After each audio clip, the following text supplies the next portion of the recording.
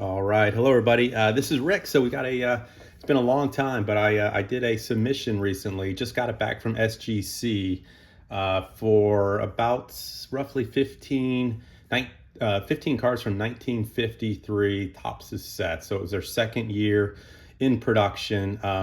Got some really cool cards to go through today. Some, many of them are Hall of Famers, very recognizable players. What you see in front of you is just a sampling of some of the cards that I did not submit this time around. Just wanted to get a few of these graded.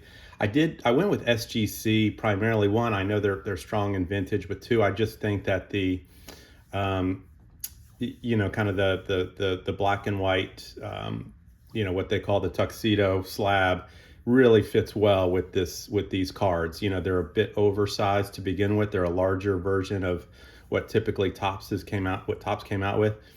But super fun, right? I mean, these are all hand painted original portraits that were done and then transitioned into baseball cards, which I think is a really cool story in itself. So without further ado, let's go ahead and get started here. Got some, again, some great cards to go through today. I'm going to kind of go in reverse order.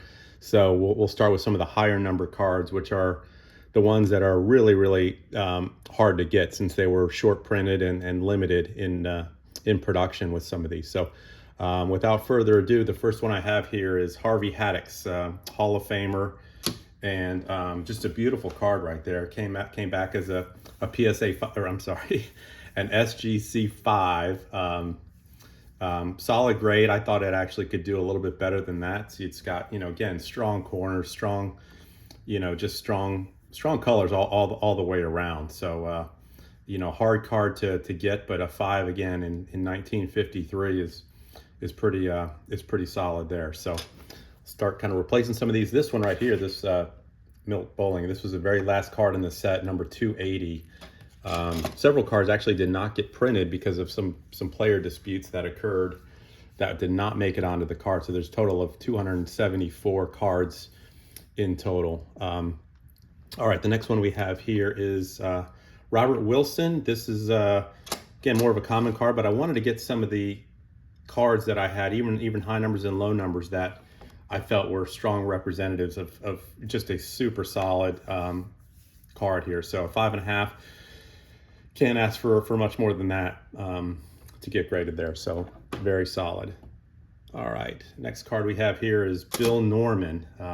Seeing a trend here, getting a lot of 5s. Again, looking at this one, when I submitted, I thought it had a chance to potentially get, as high as a 7, but had no idea sending in cards from 1953 how they were going to be viewed and ultimately graded here. So this one came back as a 5.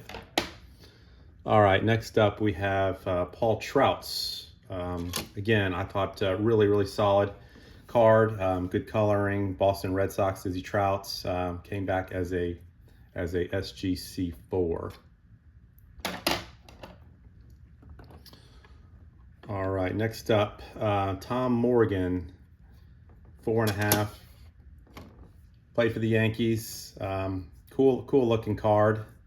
Not sure, kind of where and how you get much higher on a grade, because again, these cards just really look perfect coming out of the gate. So 4.5. A little disappointed, thinking that a lot of these would be closer to the 6 range, but that's why I got them graded, was really to see kind of where these were going to land and ultimately get graded. Alvin Dark here. Well, here we go. This came back as a 7. So really solid, very well centered. I think the corners are as sharp as they get. You could see a little bit along the bottom, kind of the black where it was a little bit kind of marked up, but apparently that did not bother the grader here in this instance. And so getting the first high number out of the gate, pretty strong there with a 7. All right, next up we've got a little Billy Martin action. Yeah, got this one graded. So yeah, Billy Martin came through, as probably many of you know, long history with the New York Yankees as a player and a coach. So early in his career, you could see good old Billy Martin coming back as a 5.5. So solid grade, really well centered card. Yeah, just love how these all look just as they're painted and coming through like that. So 5.5. I'm not a huge fan of the half numbers on like 5s and 6s, just because I would love to just see, you know, solid numbers more than anything. So, all right, we've got another 7 here. So so it's possible to get a few of these cards back at a high number. So this one again, it's a common card, and again, I just thought that the just how strong it comes through, and a 7 is a great grade here. All right, next up we've got Monte Irvin. So the first 6. So we've had 5s, some 4.5s, all the way up to 7. This one came back as a 6. So Monte Irvin with the Giants here, strong grade. Happy with that. So again, landing anywhere in that, you know, EX to near mint is really solid. All right, who do we got coming up next? This was another common card here. So John Lippin came back as a 6, Boston Red Sox. Good looking card. Again, super well centered, sharp corners, sharp edges. Maybe a little bit of you know, kind of markup on the side there, but all in all, you know, really solid card through and through on both sides.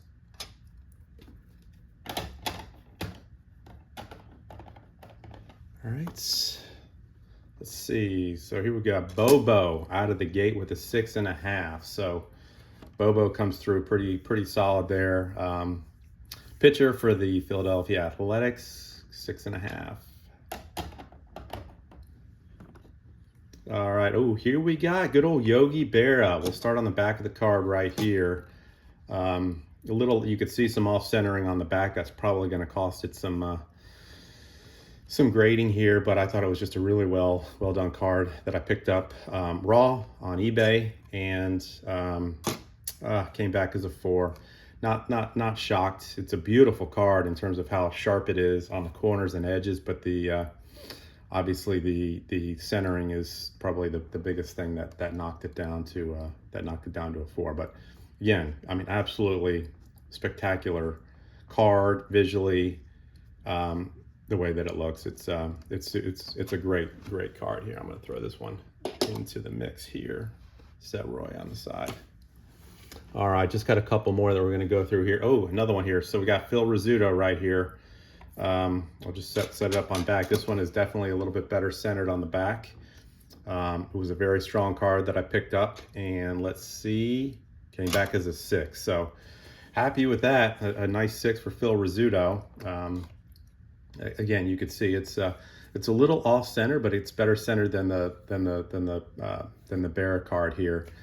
But just, you know, icon of the sport, Phil Rizzuto, turned announcer, and awesome card here. Okay, just got a couple more to go through. This one, oh, this is a Satchel page right here. I don't expect this to be a super high grade, but I wanted to get it slabbed just because it is Satchel page. It's actually the only card ever produced by Topps while Satchel Paige was playing, while he was in his playing career. So just a little bit of history there for you.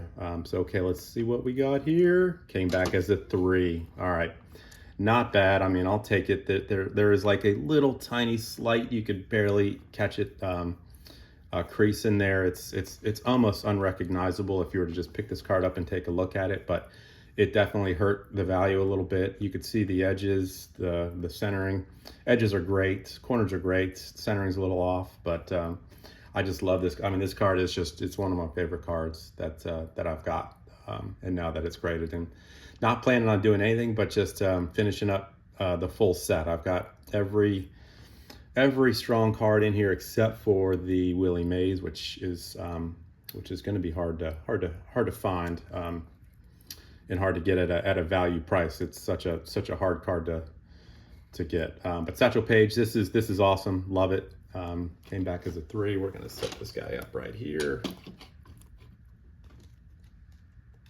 All right, and then right here we've got good old Jackie Robinson card number 1. that came back. You can see it's got some centering on the back issues, but again, wanted to just kind of get it graded, preserved in a slab, and he also came back as a 3. So again, super cool looking card. Obviously one of the most influential historic figures in all of baseball, and again, this is the only actual Jackie Robinson card that I now own. So love it, and gonna really enjoy this as part of my set. And then I did get 2 cards back from the submission that did not get graded. So the first one was this one, Allie Reynolds, and it came back as a no, saying evidence of trimming, which is unfortunate. It's it's nearly impossible to purchase these cards raw without having some risk of that being the case. And then the last card here that I will show you that I was part of a family collection. My father collected this, was Mickey Mantle. It did not get through the grading. I thought it could maybe pull a 3, but on the back it says that there was color added. So I have no idea where color may have been added to this or how they even detect that. I will have to take a further look, but disappointing that it did not make it through the grading process. I may send it back in just to get authenticated, or I may try PSA and see if they miss on the color added. But nonetheless, just wanted to share the reveal that came back. Excited about the cards that did come through and completing the set. Hope you guys enjoyed taking a run back down the year 1953 and taking a look at some beautiful cards. So happy collecting. Hope everyone has a great one, and thanks for watching.